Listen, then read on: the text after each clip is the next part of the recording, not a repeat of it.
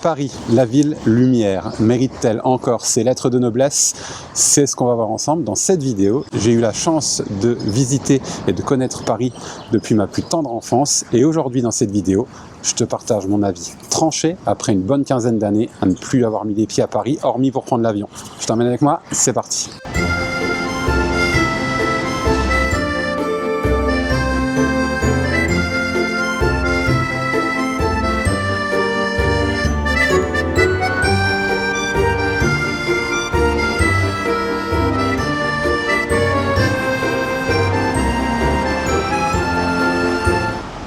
À Paris, la ville lumière. Bienvenue dans cette petite vidéo. Je renoue avec cette ville après une bonne quinzaine d'années, comme dit, à ne pas y avoir trop mis les pieds, à part pour prendre le train ou l'avion quand je partais en voyage.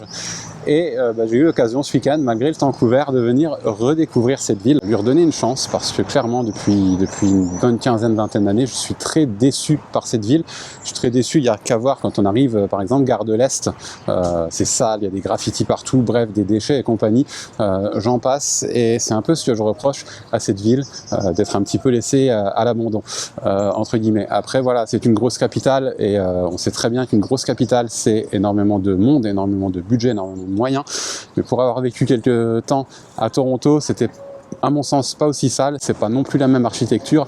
Bref, fin de l'introduction de cette vidéo, on part ensemble sur cette nouvelle découverte de Paris, et rien de mieux pour commencer cette découverte que la belle cathédrale Notre-Dame, fraîchement rénovée après son terrible incendie. Je t'emmène avec moi, c'est parti.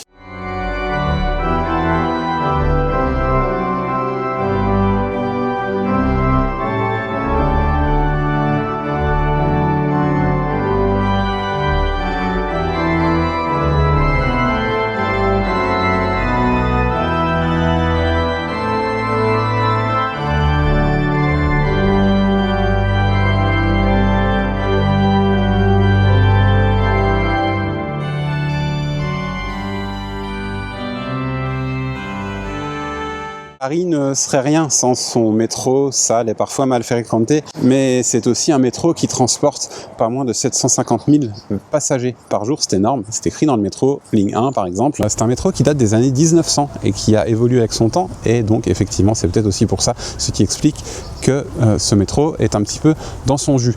En tout cas, il est très fonctionnel, il est très pratique et ça on ne peut pas lui enlever. Mais bon, si je compare au métro de Washington où on pouvait limite manger par terre, c'est sûr que c'est quand même une autre ambiance. Ah, et j'allais oublier, ces pigeons, clairement, ils sont là et ça, c'est indéniable. Les pigeons ici, c'est comme les écureuils à Toronto, il y en a à chaque coin de rue, ils sont là et en tout cas, ça colle aussi à l'image de Paris.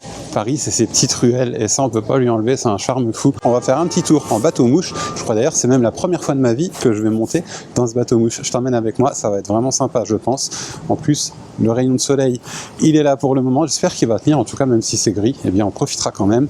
C'est parti.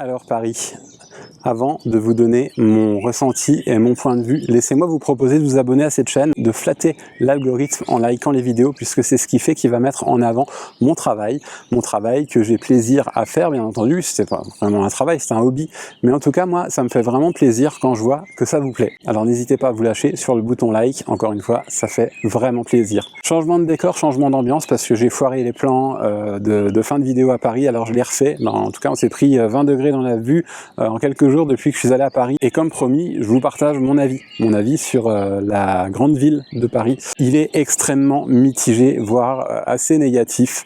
J'ai pas été reséduit par cette ville de Paris.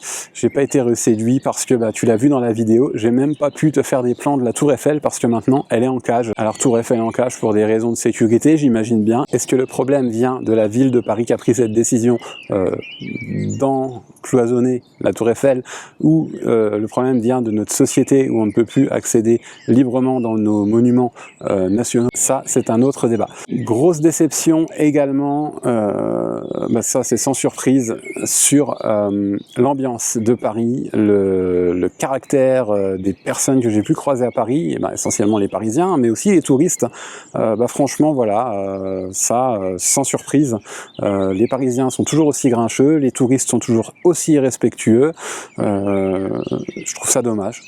Je trouve ça dommage, et pour avoir beaucoup voyagé, j'ai rarement vu ça dans d'autres grandes villes, et là, ouais, j'étais assez surpris, parce que là, je trouve que ça a encore monté d'un niveau. Les points que j'ai vraiment aimés sur cette visite à Paris, c'est la visite en bateau-mouche. Alors la visite en bateau-mouche, en soi, elle était vraiment sympa, jusqu'au moment où, en passant sous un des ponts de la Seine, eh bien, on s'est fait cracher dessus par des jeunes qui étaient sur le pont. Et ouais, on s'est fait littéralement cracher dessus, donc j'ai trouvé ça juste hallucinant, et très courageux. Alors si ces crétins me regardent sur cette vidéo, sachez que bon, ça vaudrait le coup d'avoir le cran de nous attendre à la sortie du bateau. Moi j'aurais bien 2-3 petites choses à vous dire. Grosse surprise, et ce coup-ci dans le bon sens, avec Notre-Dame qui a été vraiment superbement rénovée, tu as pu le voir dans cette vidéo, et ça, j'ai trouvé ça vraiment incroyable. En plus, j'avais jamais eu l'occasion de visiter Notre-Dame. Là, vraiment, je me suis régalé. C'était vraiment chouette.